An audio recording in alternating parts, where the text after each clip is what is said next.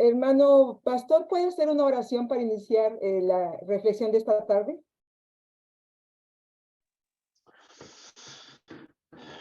Bendito Padre, gracias te damos en este momento, gracias porque tú eres tan bueno.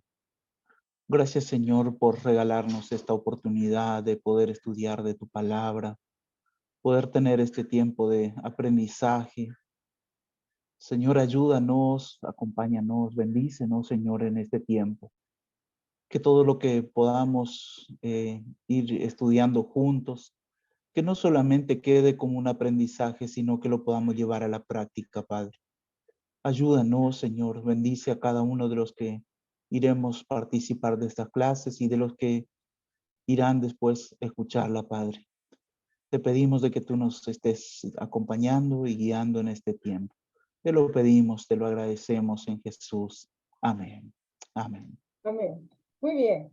Muchas gracias. Bienvenidos, hermano Valdi, hermana Lili, hermano Isaac, los hermanos que después se vayan a conectar. Bienvenidos a esta clase hoy que es 4 de mayo. Vamos a terminar con el capítulo número 3. Vamos a dar un último repaso a lo que vimos un poquito y vamos a ver más profundamente cuáles son esos tipos de razonamiento moral. Bueno, pues, ¿cómo decidimos lo que está bien o lo que está mal? ¿Cómo lo decidimos? Qué buena pregunta, ¿verdad? Me llama a mí una directora del grupo femenil de una ciudad de Estados Unidos. Dice, hermana, yo soy la directora, pero tengo muchos obstáculos. ¿Está bien que siga siendo directora o me hago a un lado? ¿Qué hago, hermana? Ah, caray. ¿Cómo decidimos qué es lo correcto y qué es lo que no es correcto? El razonamiento moral es la capacidad de los seres humanos de hacer un análisis crítico ante determinada situación.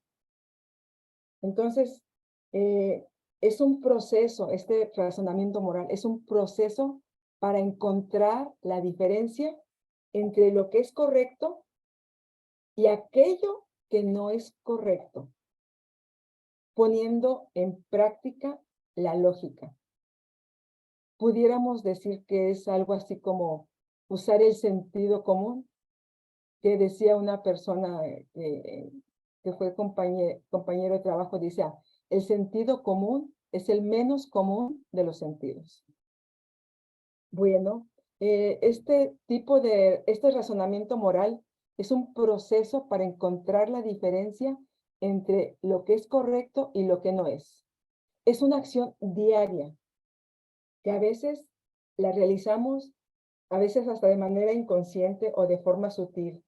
Y estamos llevando a cabo estos razonamientos en situaciones que aparentemente, pues, no son complicadas.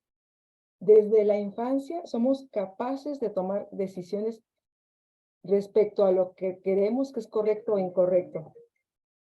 Ay, permítame un segundito, permítame.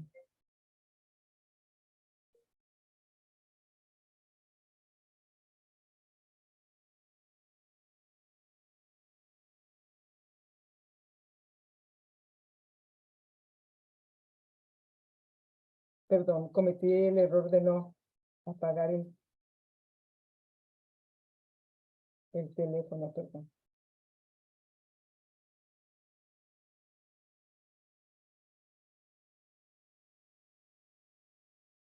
Ya nos habían recomendado ponerlo en modo de vuelo, pero se me pasó esta vez. Bueno, pues aquí pasó esta situación.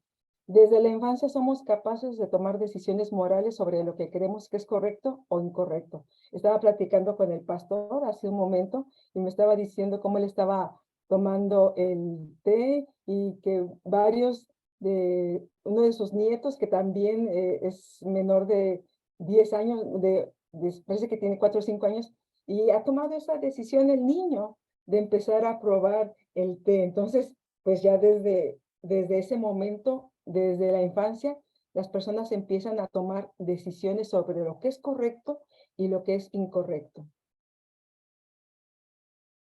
todos los días nos enfrentamos con este tipo de situaciones. Por ejemplo, la semana pasada estuvimos en la casa de una hermana que tiene un pájaro muy hermoso que canta precioso. No sé, parece que se llama sensontle y lo tiene en una jaula. Yo no los conocía, los pájaros, pero qué melodioso el sonido de ese pájaro precioso.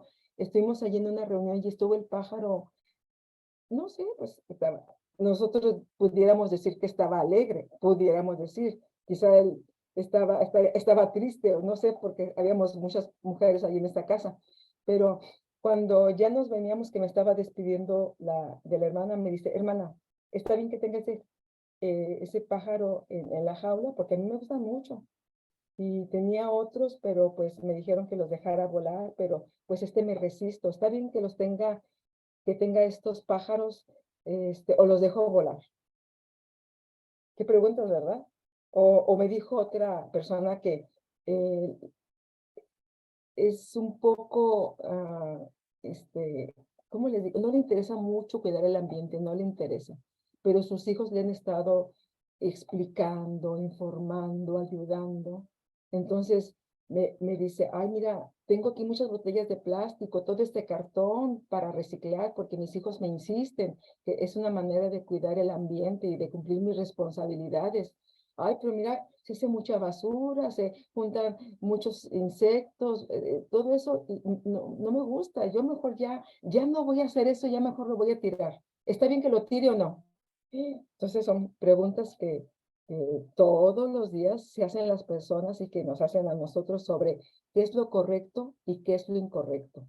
Vamos a hablar acerca de el primer tipo de razonamiento moral, ahora de una forma con más ejemplos, con más vivencial. Fíjense, el consecuencialismo, que es la postura del razonamiento moral número 1, es una forma ideológica que busca lo bueno, busca lo bueno.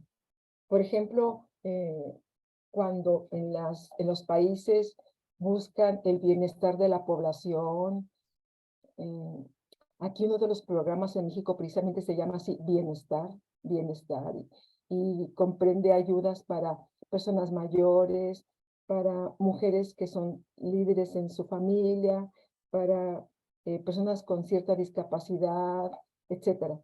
El programa así se llama bienestar. El consecuencialismo busca metas y fines buenos, el bienestar de la población, que haya igualdad entre hombres y mujeres, el desarrollo económico de alguna región, tiene una meta buena, tiene un fin bueno. Por ejemplo, aquí yo estoy en Monterrey, un personaje importante de la actualidad es el señor Elon Musk.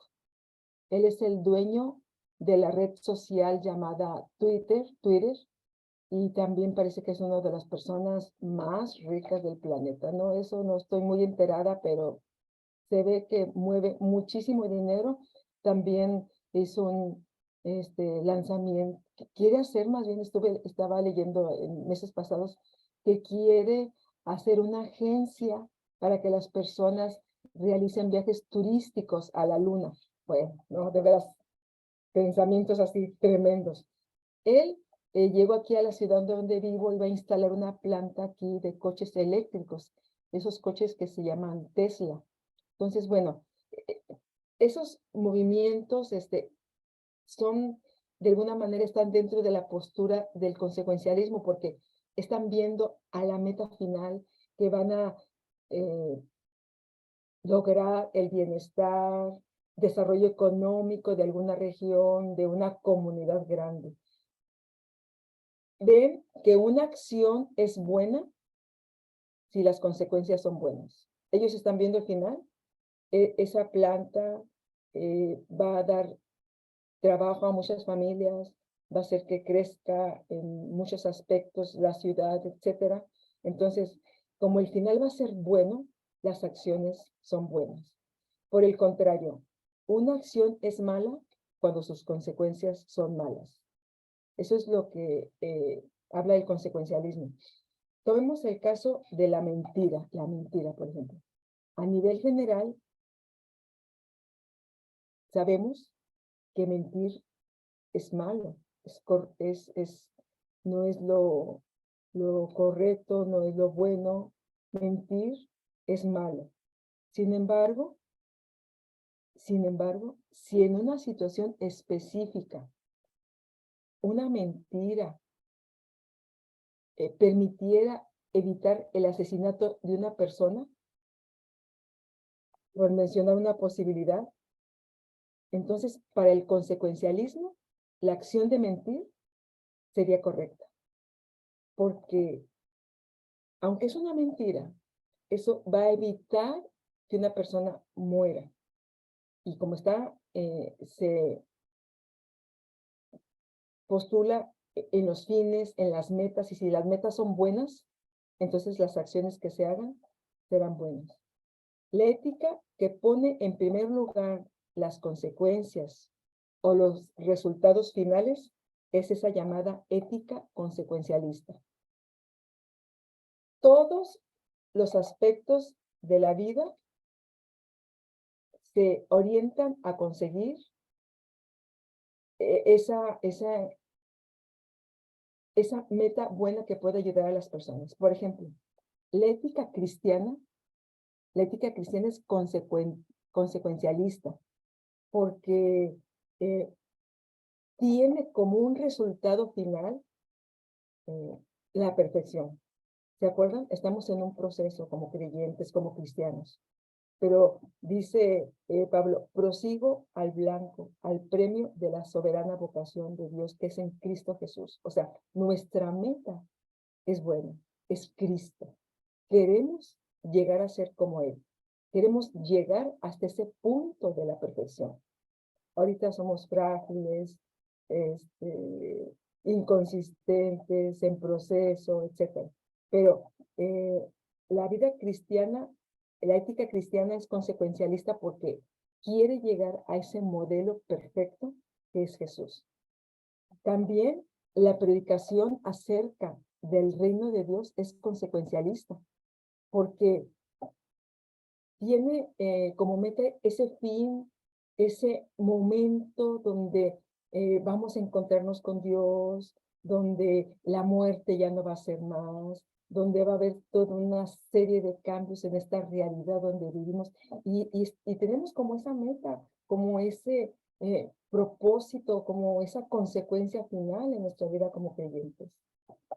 Para muchas personas las alienta esa esperanza. Es cierto, la vida es triste, para muchas personas la vida es más complicada, más dolorosa. Para ellos, la ética que viven es consecuencialista porque dicen, cuando venga el Señor, cuando se termine todo este sistema, cuando se establezca el reino de Dios en toda su plenitud, entonces va a ser nuestro gozo, nuestra paz, nuestra vida completa.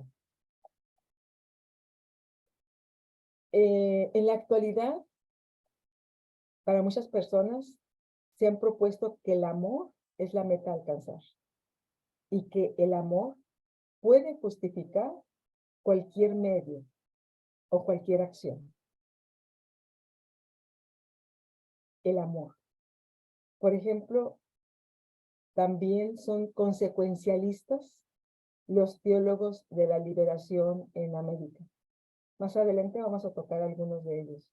Son consecuencialistas porque el fin que persigue esta doctrina de la liberación es que los pueblos queden de alguna manera sin la opresión o sin el dominio de pueblos vecinos o de poderes políticos. Liberarse de esos poderes que no los dejan crecer, que no los dejan desarrollarse. Por ejemplo, Juan Luis II es un teólogo de la liberación, es uruguayo, es uno de los principales promotores de esta teología. Dice que un medio, precisamente porque no es sino un medio, fíjense, no puede tener justificación en sí mismo. O sea, los medios en sí mismos no tienen justificación. Es el fin para el que es empleado el que le da valor a un medio, o por lo menos le da un valor moral. Podemos decir, por definición, según Juan Luis II, que el fin justifica los medios. Es esta posición, esta ética consecuencialista, donde los medios en sí no tienen ningún valor, no tienen ninguna justificación. Lo que los define es el fin, la meta a donde nos van a llevar.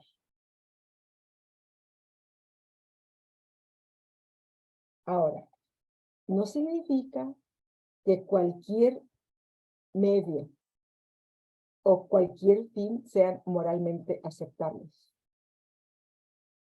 ya que la moral cristiana es una moral que conduce a la persona hacia la plenitud, fines más comunitarios, más generosos a donde pueda avanzar la persona.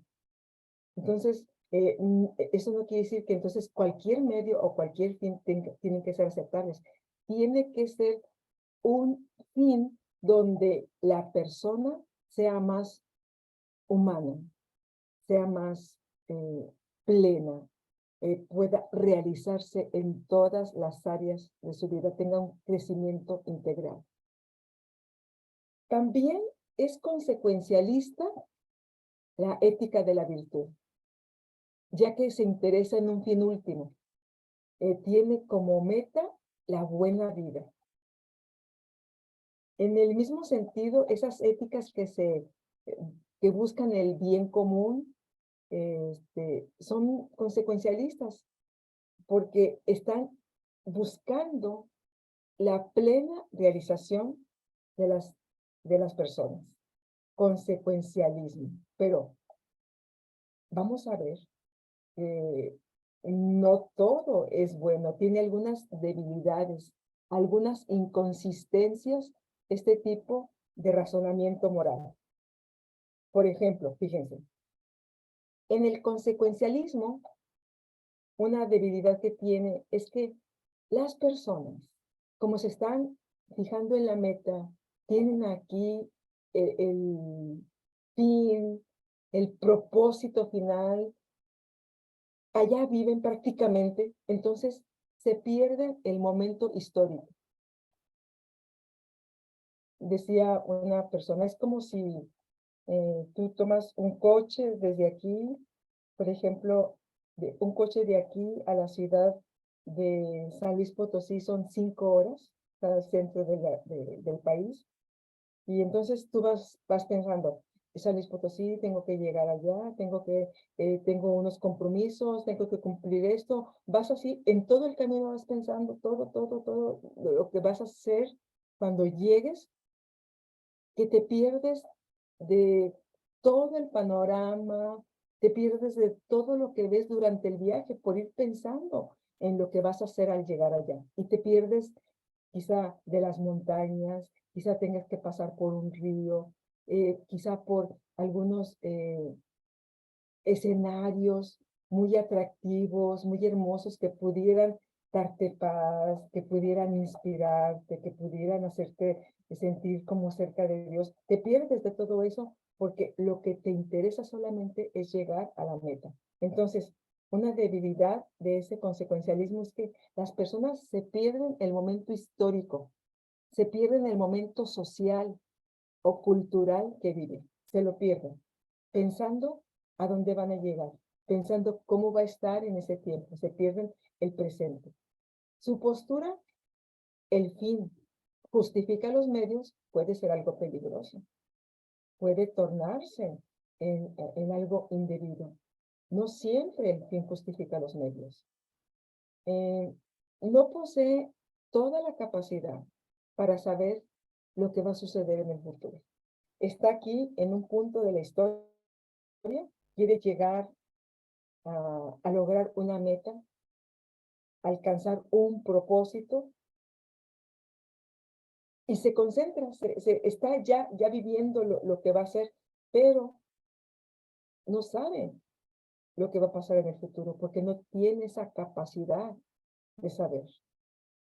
Solamente somos dueños de lo que estamos viviendo en este tiempo. El pasado ya no lo podemos modificar. El futuro no nos pertenece, solamente el presente. Y el consecuencialismo, de alguna manera, está viviendo el futuro, pero no tiene la capacidad para saber lo que va a pasar en ese futuro. Tampoco, aparte de que no sabe lo que va a pasar en el futuro, tampoco posee toda la información de lo que realmente es bueno. Nosotros, acuérdense, hermanas y hermanos, que conocemos en parte. Vamos avanzando en el proceso del conocimiento. No hay ser humano que lo sepa todo, no hay. Entonces, como no tenemos toda la información completa, tenemos solamente una parte de la realidad, que es lo que nosotros alcanzamos a percibir con los sentidos. No tenemos toda la información de lo que es bueno, no lo sabemos completamente. ¿Por qué no sabemos lo que es bueno en toda la extensión de la palabra? Bueno, porque a lo mejor soy mujer y como soy mujer, mis papás dijeron, no, tú no vas a la escuela, ¿tú para qué vas a aprender si a ti te van a mantener? O porque no, no tuve oportunidad de salir del lugar donde vivo. Quizá no conozca el mar, quizá no tenga la experiencia de lo que es estar sobre una montaña. Quizá mi realidad sea demasiado limitada. Entonces, como mi realidad es limitada, también mi concepto de lo bueno es muy probable que también sea limitado. Depende de la formación, de los intereses que tenemos como seres humanos. Si estamos estudiando, si estamos trabajando, si estamos solteros, casados, si tenemos un trabajo fijo, si no tenemos trabajo en la actualidad, si estamos batallando con la economía, si tenemos problemas de salud, todo eso influye en nuestro concepto de lo que es bueno, porque no tenemos toda la información. Entonces, depende también si tenemos fe, si no tenemos fe. ¿Qué es bueno para una persona que es creyente? ¿O qué es bueno para un ateo? Son acercamientos solamente que tenemos hacia la realidad. Entonces, esa es otra debilidad del consecuencialismo. Las personas se pierden el momento presente, el momento histórico. El fin justifica los medios no es una frase correcta porque puede ser un peligro. Las personas no saben lo que va a pasar en el futuro, tampoco tienen la formación completa de lo que es bueno, sus intereses, su forma de ser, su fe, todo eso influye en el concepto que tienen dentro de sí mismos acerca de lo que es bueno. También otra debilidad o inconsistencia del consecuencialismo es que se puede frustrar emocionalmente si no consigue lo que se había establecido como meta. Si no lo consigue, se puede frustrar emocionalmente. Y la frustración es una emoción muy difícil de manejar. Encontramos ahora muchas personas frustradas de diferentes edades, no nada más adultos, jóvenes, adolescentes. Y pues esperemos que los niños no, ¿verdad? Que tengan otro tipo de infancia más ligera. Pero la frustración es una emoción difícil de manejar. Y otra debilidad es que aunque la ética y la moral usan cálculos matemáticos para decir esto sí es bueno, esto no es bueno, muchas veces estos conceptos pueden variar según la cultura y según las creencias personales. Por ejemplo, lo que aquí es bueno, probablemente en Alaska, con otro clima, con otra cultura, con otra manera de vivir, no sea lo correcto. Por ejemplo, algunas personas consideran así algo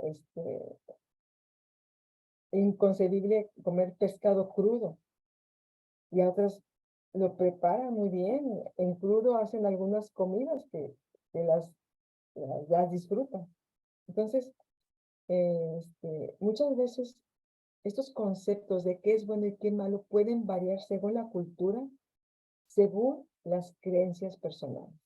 Esas son debilidades o inconsistencias acerca de este razonamiento moral llamado consecuencialismo.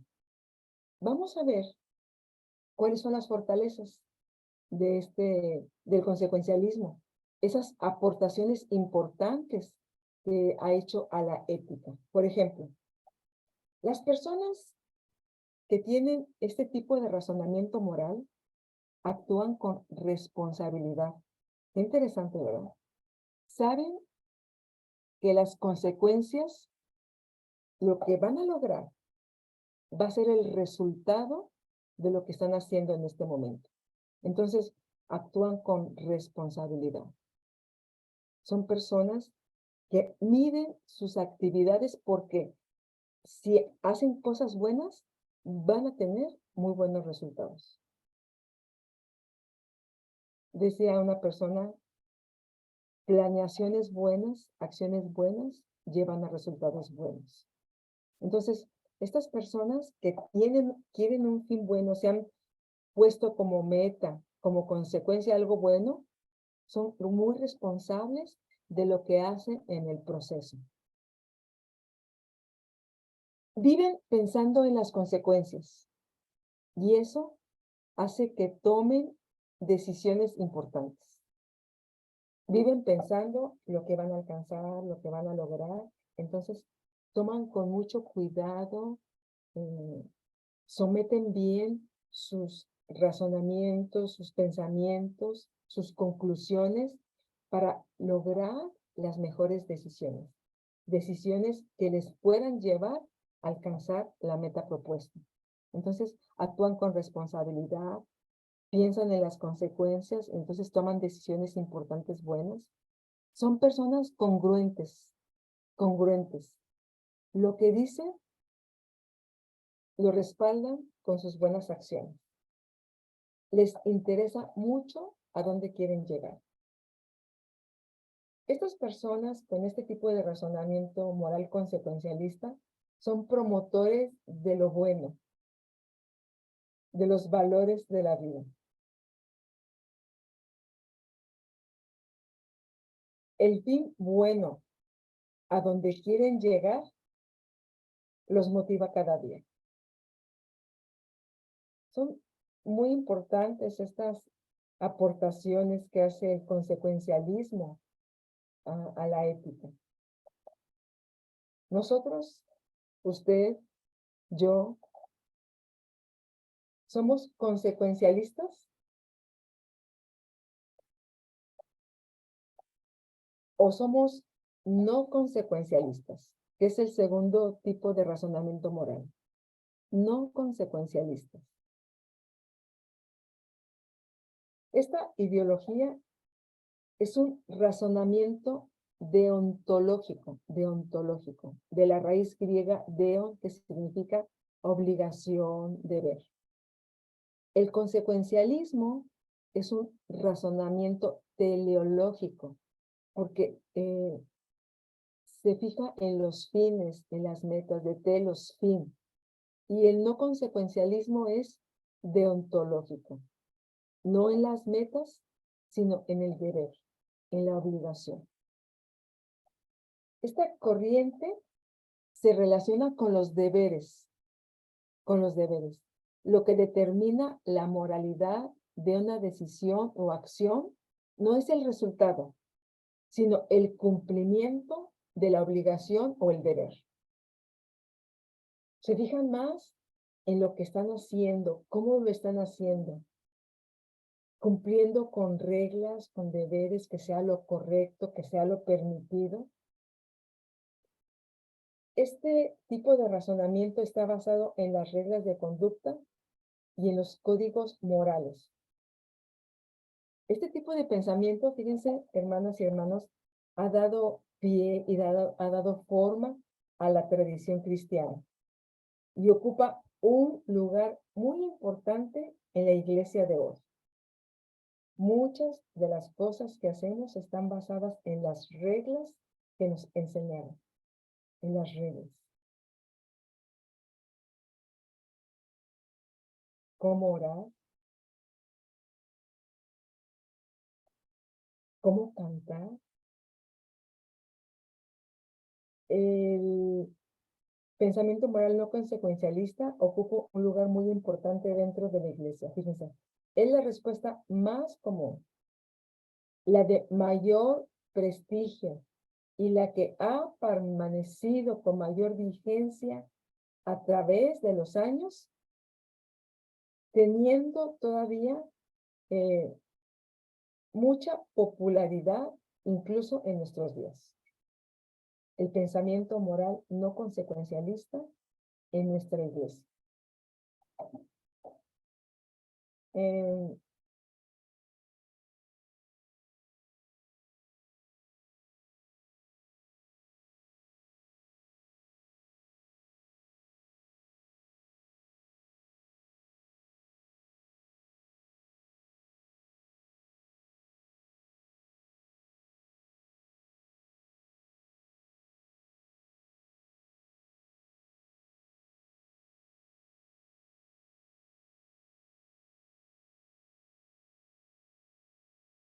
Es ayudarnos, déjenme,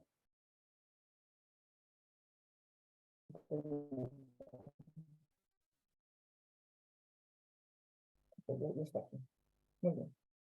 Entonces, el propósito del no consecuencialismo es ayudarnos a ser personas rectas.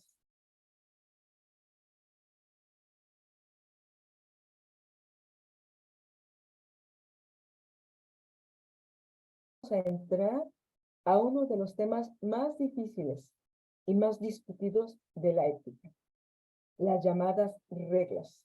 Las reglas. Las reglas viven con nosotros. No nos podemos deshacer de ellas. Las reglas muchas veces no ayudan porque son de otra época o de otra realidad. Las reglas a veces son tantas que convierten a la ética, dice el libro, menciona el término fósil, un fósil que no se puede mover, que no se puede avanzar. Tantas reglas hacen que la ética se quede inmóvil. Precisamente, tantas reglas, tantos preceptos, tantas normas, este es el problema del absolutismo y del legalismo.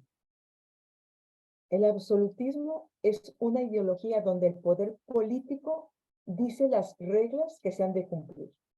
Y claro que dice las reglas, y las menciona, y las promueve. Y hasta las obliga a que las cumplan. El absolutismo. Muchos de los gobiernos en el pasado eran absolutistas en la antigüedad. Ahora pues hemos pasado a otro tipo de sistemas donde hay más participación de la sociedad. Pero en el absolutismo, el poder político dice lo que se va a hacer y lo que se va a cumplir. El legalismo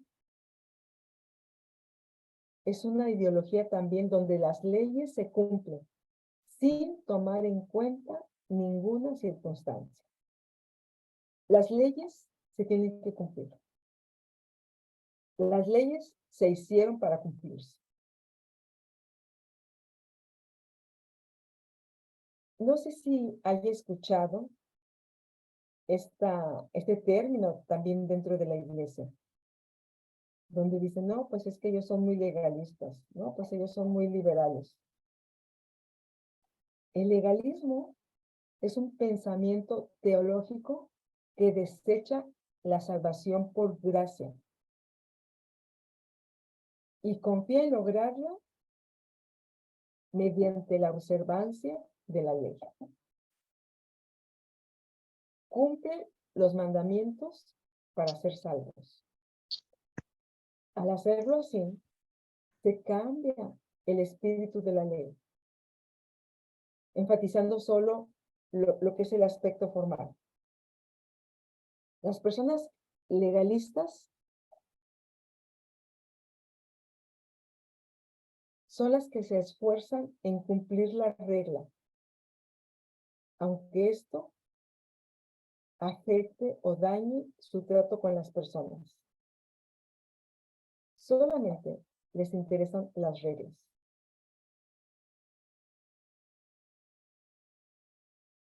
Cuando yo estaba trabajando como maestra,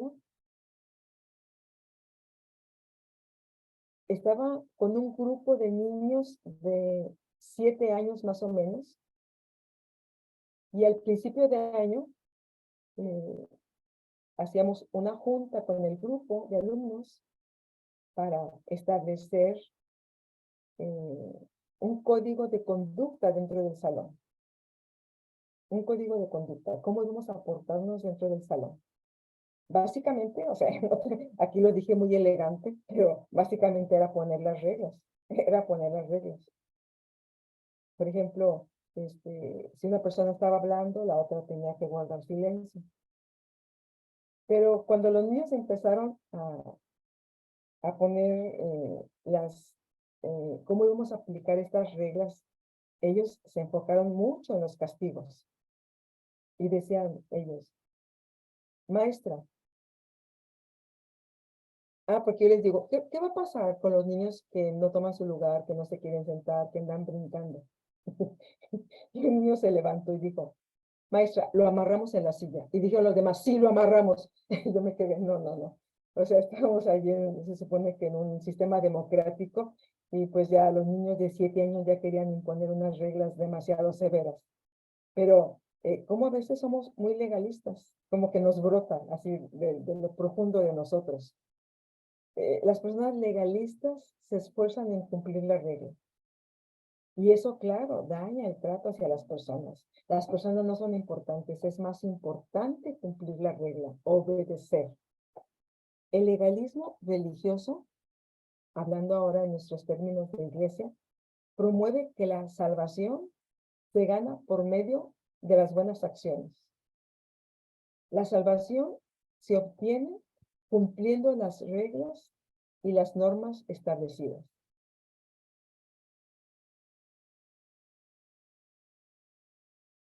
Los creyentes que son legalistas olvidan que la salvación no se gana por la obediencia a la ley, sino por la fe en Jesús. Es importante, es bueno, es conveniente recordar que la ley no es mala, no es mala la ley, no es mala en sí misma. Su propósito es señalar el pecado, solamente, es decir, esto es un pecado, señalamos. Y cuando nosotros vemos la ley, nos damos cuenta de qué es lo que estamos haciendo mal. Pero esa ley, su propósito, aparte de señalar el pecado, es llevarnos a Cristo. Llevarnos a Cristo.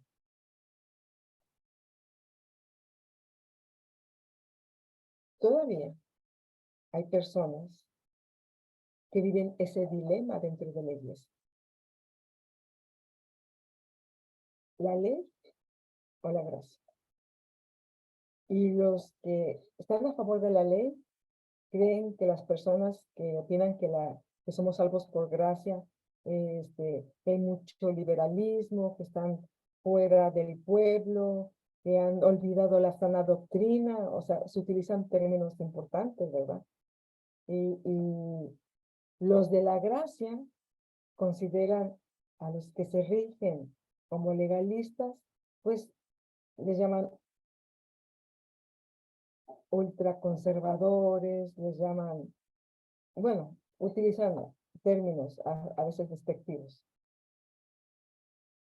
Las personas legalistas les interesa mucho cumplir las reglas. Ahora, ¿las reglas son eternas? ¿O son de un momento histórico y en una realidad determinada? Las reglas son únicamente las que están en la revelación original, como lo demuestra la tradición bíblica. ¿Qué opinamos acerca de las reglas? Estamos ahorita viendo este tema de las reglas en el contexto de el razonamiento moral no consecuencialista. Estamos hablando de cómo este tipo de razonamiento que habla de obedecer, de cumplir, del deber, se fija mucho en que se cumplan todas las reglas. No le interesa el fin, le interesa lo que se está viviendo en el día a día, que se haga lo correcto. Pregunta, ¿qué es lo bueno? Bueno, eso hay que hacerlo. Hay reglas que menciona en el libro A Primera Vista. Generalmente, las reglas que tenemos en la vida diaria no son tan cambiantes, se pueden obedecer. Por ejemplo, pues saludarnos como personas o realizar el aseo de nuestro cuerpo cada día. O sea, son reglas que son cotidianas, no son tan cambiantes. Yo creo que en muchas culturas, ¿verdad? La gente cuando se despierta, muchos, bueno, el primer pensamiento, dar gracias a Dios, ¿verdad? Dar gracias a Dios, enfocarnos en algo en ese acercamiento con Dios, buscar cómo asearnos, alimentarnos, etcétera. Yo creo que son reglas que se viven en muchas culturas, no son tan cambiantes y se pueden obedecer. Por ejemplo, también la responsabilidad que tienen los padres sobre sus hijos. En muchas culturas se observan estas reglas. Ante la ley, los padres son responsables de la formación de sus hijos. Por ejemplo, en Estados Unidos, una niña accionó un arma y que hirió a una maestra en su escuela, pues la niña no puede ir a la cárcel, pero la que va a ir a la cárcel es la madre de familia, porque es responsable de la formación de su hijo. Entonces, la responsabilidad de los padres sobre los hijos es un tema común en muchas culturas, el que los hijos tengan que ir a la escuela, es otra regla importante, cotidiana. Se cumple en muchas culturas. El cumplir, por ejemplo, con las leyes de la ciudad. Respetar los semáforos, los señalamientos que hay, el límite de la velocidad, etcétera. Todo eso, cumplir con las leyes de la ciudad. Cumplir con las leyes de convivencia en su trabajo, el llegar a tiempo, el hacer su trabajo con responsabilidad, el tratar a sus compañeros con respeto. Son reglas cotidianas y esas no son tan cambiantes. Se establecen, quedan establecidas y siguen siendo buenas hasta este tiempo. Pero hay veces que algunas reglas no responden a la realidad. Por ejemplo, algunas reglas de nuestra iglesia que había en el tiempo pasado. Estaba pensando cuando estaba revisando esta clase, ¿cuál ejemplo poner? Yo tengo muchos años, tengo más de 60 años y yo nací en la iglesia, pero cuando yo nací había reglas diferentes a lo que vivimos en la actualidad. Por ejemplo, mi mamá, yo soy la mayor de 9 hermanos, éramos 11, 9 hermanos, yo soy la mayor de 9. Entonces, me decía mi mamá que cuando yo nací, ella no podía ir a la iglesia. Y luego cuando nació mi hermana, tampoco podía ir. Y cuando nació mi hermana, tampoco. O sea que, les digo que una hermana, otra hermana, porque si era una niña, tardaban 80 días en ir al templo. Y si tenían un niño, tardaban 40 días. ¿Por qué con un niño eran 40 y por qué con una niña 80? Yo ahorita no tengo una explicación, no lo tengo, perdón, no me puse yo a investigar, pero esa era una regla cuando mi mamá estaba recién casada. Entonces, las mujeres que tenían un bebé no podían asistir a la iglesia. Y esta ley la tomaban de una ley del Antiguo Testamento, donde las mujeres eran consideradas impuras y tenían que permanecer en el hogar. Esa regla ya no responde a nuestra realidad, aunque he de decirles que mi esposo ahorita está pastoreando una congregación y recibí yo un mensaje de una persona que me decía que en cuánto tiempo la hermanita X podía presentarse al templo después de haber dado a luz a su bebé. Estaba esperando que se le dijera un número de días. Y lo que le contestó el pastor, dijo, cuando se sienta bien, lo esperamos en la congregación. Cuando ya pueda salir, que pueda cargar a su bebé, que pueda sentirse bien, lo esperamos en la congregación. Entonces, esta regla de que la mujer se quede un determinado tiempo cuando es niña y otra cantidad de días si es niña, ya no responde a nuestra realidad. Y aquí con esto entonces se genera un conflicto, aquí, exactamente en este tipo de razonamiento moral. ¿Se debe cumplir la regla o no se debe cumplir? Cuando sucede esto, cuando llega este conflicto, se debe realizar una reflexión profunda sobre qué es lo que realmente se debe cumplir. Elegir entre los deberes. Saber elegir entre dos cosas que importan, justificando la elección. ¿Cuáles reglas sí operan en este tiempo? ¿Cuáles ya no? Eso a veces es un conflicto, porque nosotros a veces tenemos muy marcados las diferencias o las brechas generacionales. Tenemos el grupo de niños con una manera de pensar y luego tenemos el grupo de adolescentes con otra manera, que por cierto, yo voy a estar, primero Dios, este próximo sábado voy a viajar a la capital del país que se llama México y me dicen que ya están registrados en una actividad que se va a hacer en la ciudad, más de 750 adolescentes. Y yo tengo ese desafío de hablarles a los adolescentes. A veces utilizamos lenguajes diferentes, un grupo generacional y otro. Entonces, se presentan estos conflictos.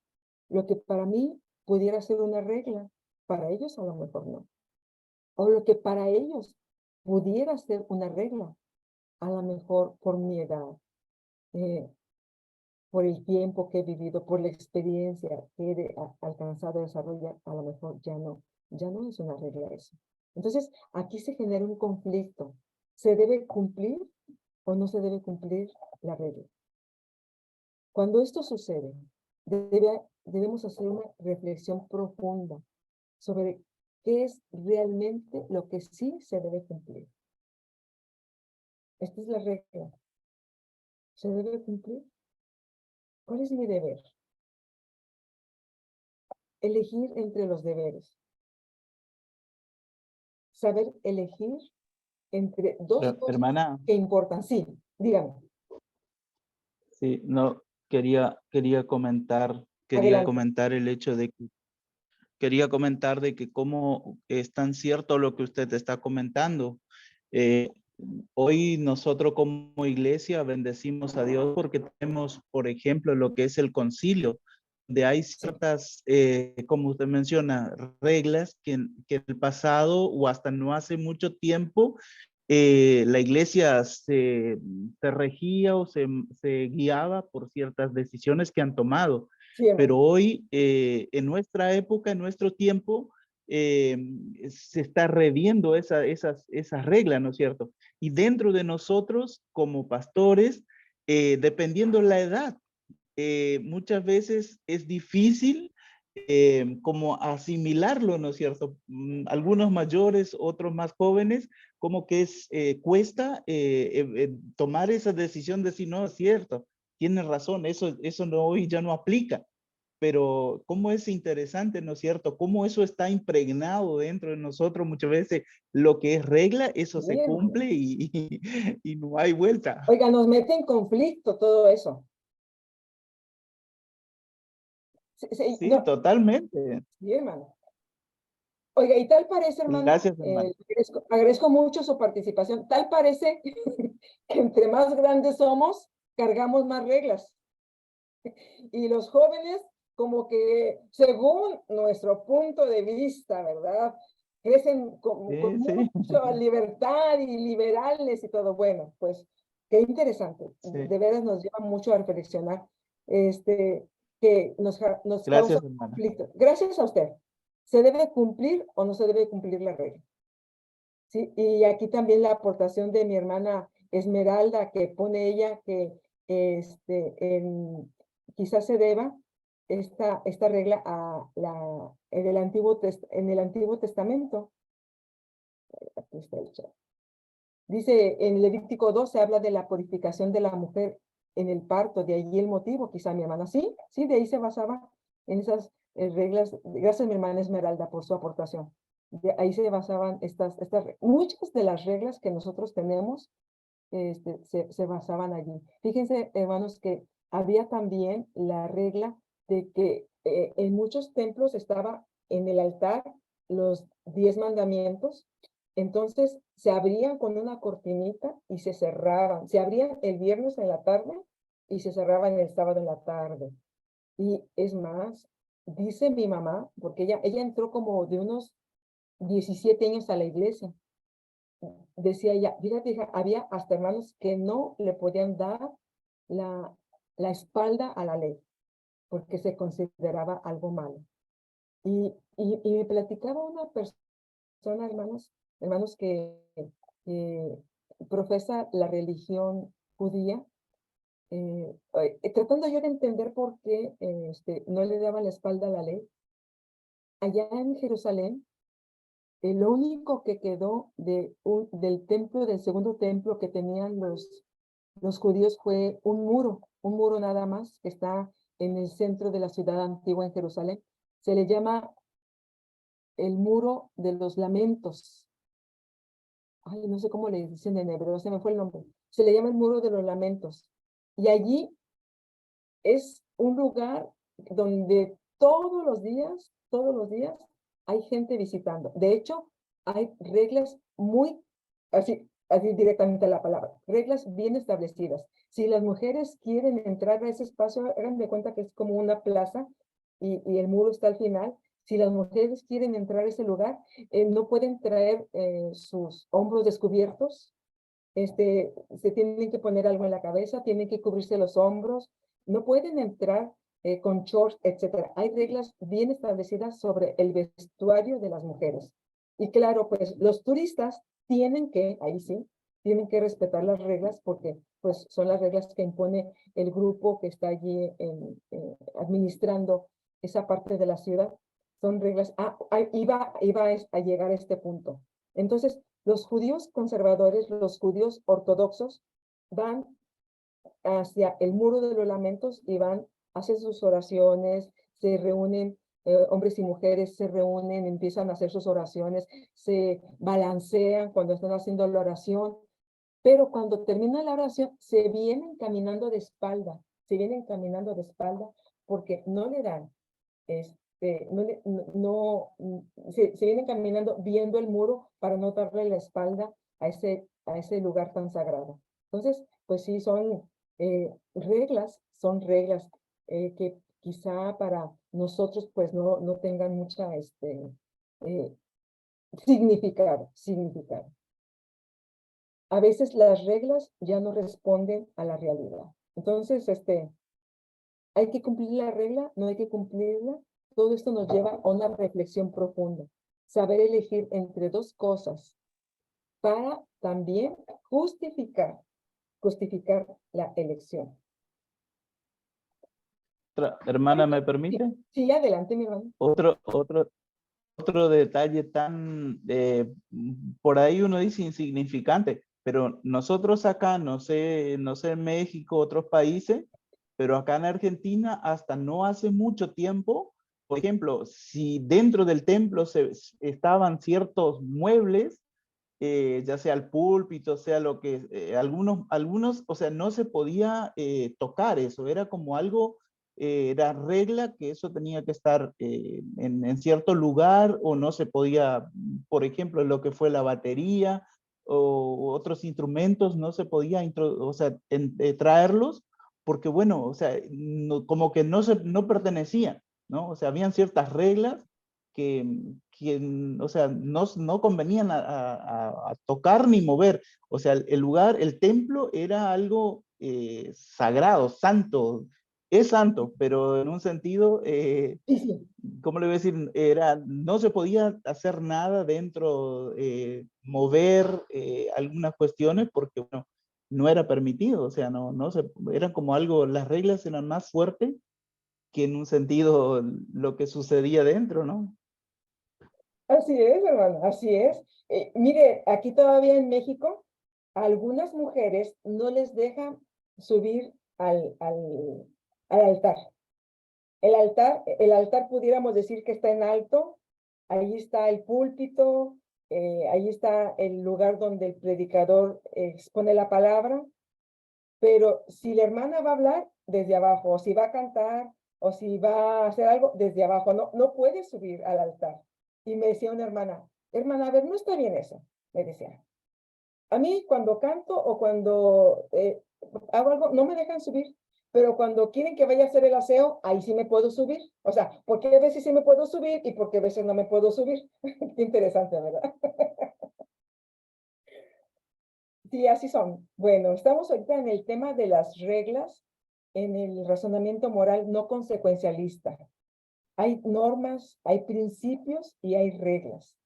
La regla es una acción particular frente a una situación dada. Por ejemplo, es una regla que a una persona que trabajó durante un determinado tiempo se le pague. Así dice el contrato. Entonces, hay que cumplir esa regla. Es una regla. Ahora, estamos hablando de reglas, de normas y de principios. La regla es una acción particular frente a una situación. El principio y la norma es lo que está detrás de la regla. El principio y la norma es lo que está detrás. Son las razones o lo que fundamentan a la regla. El texto menciona una frase que me gustó. Orientaciones iluminadoras. El principio y la norma son orientaciones iluminadoras de la regla. O sea, como que le dan luz, le dicen cómo se va a hacer, etc. El principio habla de la fuente y la norma es el modelo a seguir. Estamos aquí hablando de normas, principios y reglas.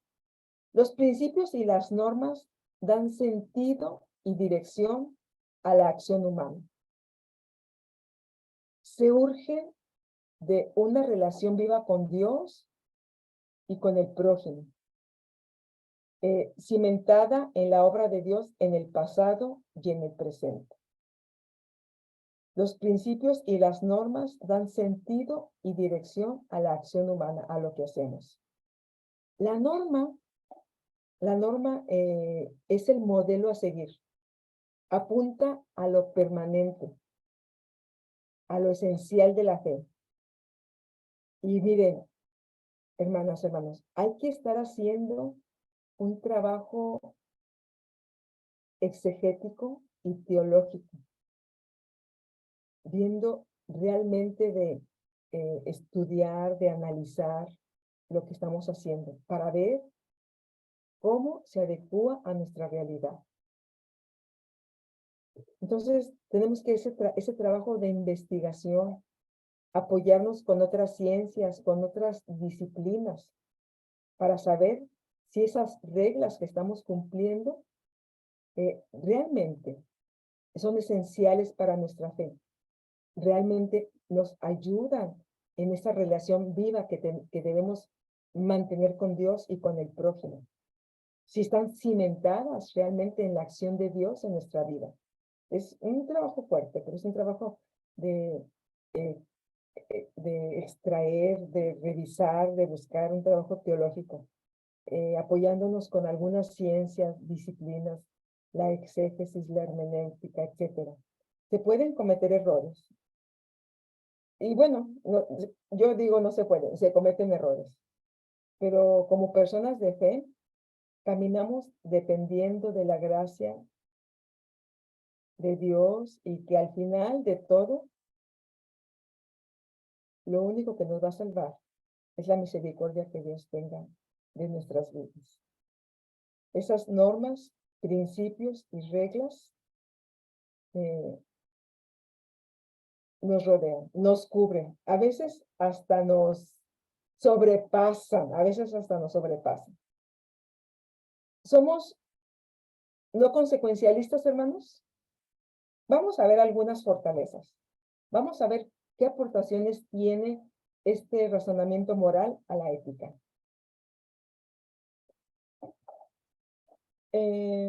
Todas las acciones que realizan son moralmente aceptables. No es como el consecuencialismo, que solamente ve al final, no. Todas las acciones que realiza son moralmente aceptables.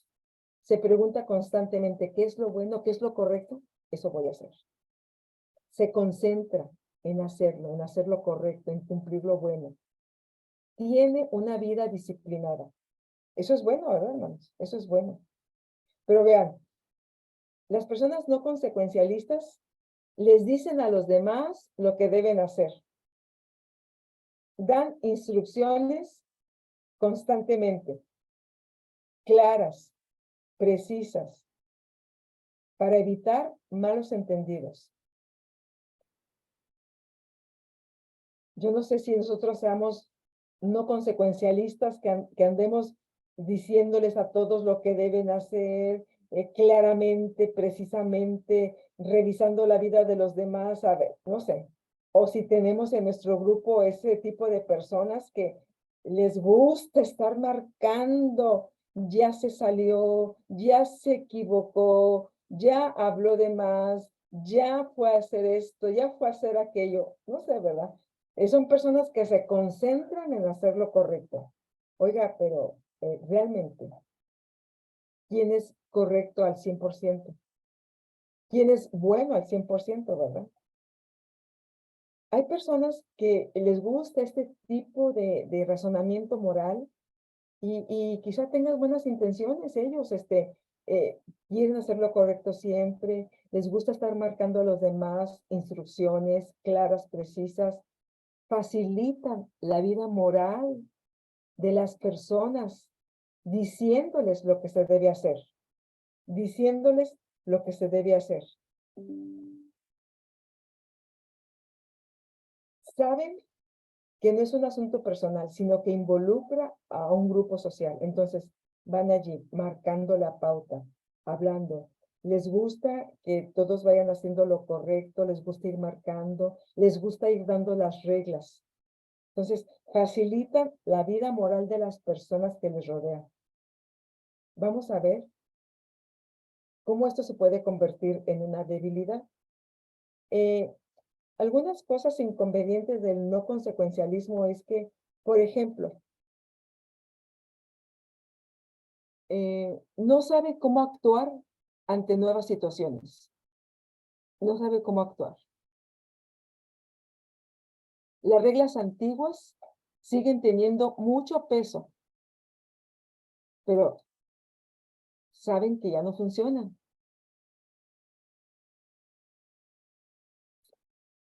Es una ética abstracta sin funcionalidad. Y yo lo viví, hermanos y hermanos. Tengo 3 hijas y un hijo. Y a veces los hijos son tan diferentes como los dedos de la mano. Y aunque les damos a comer a todos lo mismo y se supone que les ponemos las mismas reglas, todos se crían diferente. Y mi hija menor un día me desafió. Me dijo, me quiero ir a cortar el pelo. Y le dije, no te cortes el pelo, te ves bien así. Dijo, no, es que yo me quiero ir a cortar el pelo. Le dije, no, hija, mira, no es conveniente, no te cortes el cabello. Dijo, sí, me lo voy a cortar porque el cabello es mío. Y ahí me quedé yo. Dije, oh, es cierto, es de ella el cabello. Entonces, a veces nosotros queremos establecer las mismas reglas con todas las personas y a veces las reglas, a veces nos las eh, presentan las personas y a veces nosotros ya no tenemos cómo defendernos. Y es cierto, a veces nos basamos en reglas que hay en la Biblia, pero que a veces pues las queremos seguir aplicando en este tiempo y queremos que sea lo mismo. Uno de los casos y que pues sigue teniendo mucho peso en las mujeres es el uso del pantalón, porque un texto que hay en el Antiguo Testamento dice, la mujer no vestirá hábito de varón, y se tomó literalmente, se tomó literalmente. Después, poquito a poco, este, porque son temas que a los hombres eh, no les afecta, a los hombres no les afecta, nos afecta al grupo de las mujeres, pero las mujeres a veces no teníamos acceso a esa reflexión teológica, no teníamos acceso eh, a hacer esos cuestionamientos a nuestros líderes, porque decían, es que sí dice la Biblia, y tú no puedes cuestionar. Entonces nos quedábamos así, pero ya después se dio una apertura, los hombres empezaron a estudiar, los teólogos empezaron a estudiar y empezaron también a descubrir que algunos textos de la Biblia no son literales, tienen una enseñanza, es cierto, tienen una enseñanza, pero no se cumplen hacia el pie de la letra.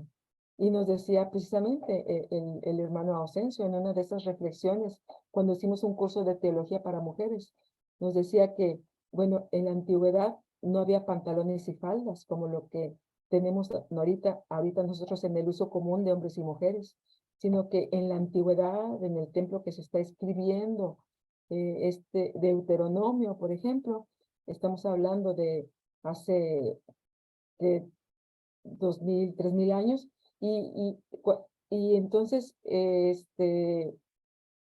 había, los hombres se vestían con túnicas solamente, y era muy parecida a la túnica de un hombre y de una mujer en el aspecto general, quizá el color, quizá algún detalle específico, una marca, ¿verdad?, que le hubiera la diferencia, que había túnicas de hombres y de mujeres, pero aquí se reconoce que no se está hablando acerca del pantalón, porque puede haber ropa en forma de pantalón que le dé mucha dignidad a la mujer. Claro, hay ropa, aunque sea falda, que eh, afecta la dignidad de la mujer en cómo se ve, cómo se viste.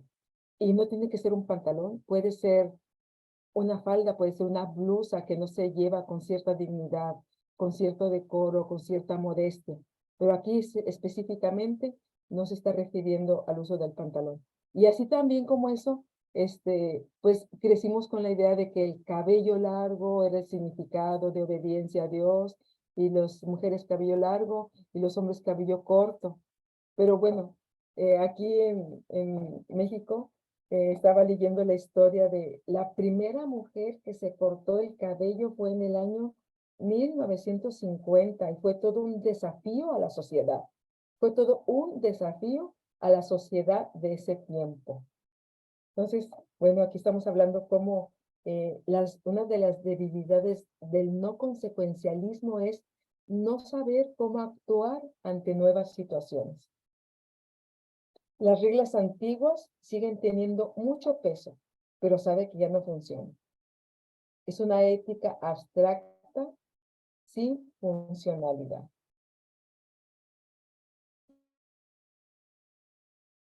Y bueno, pues vamos a dejar aquí, vamos a hacer un receso para continuar con estas debilidades del no consecuencialismo. Son 3, nos quedamos en el primero, no sabe cómo actuar ante nuevas situaciones. Las reglas le siguen afectando, le siguen siendo muy fuertes, pero sabe que no las puede aplicar en este tiempo. Muy bien, hermanos, pues nos vemos aquí en 15 minutos. Muchas gracias.